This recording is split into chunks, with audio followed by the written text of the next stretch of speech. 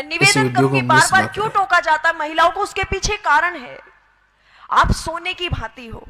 वो कहती कि पुरुषों को भी टोकिए, ये भी तो शॉर्ट्स पहन करके गली में वॉकिंग करने के लिए चले जाते हैं, हमें ही क्यों टोका जाता है? तो ध्यान देना, इसके पीछे बहुत गहरा रीजन है, शायद आप समझ पाओ।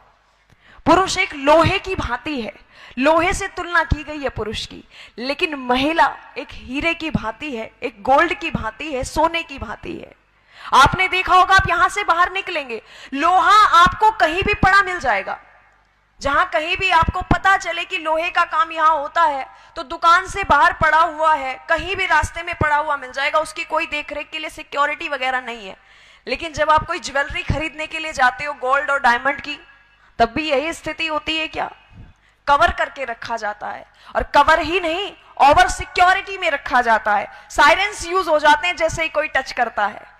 लेकिन यहां स्थिति विपरीत आई, आप सोने की भांति हो। और मुझे समझ नहीं आता कि हमें छोटे ड्रेसेस पहनने में ही क्यों स्वतंत्रता चाहिए?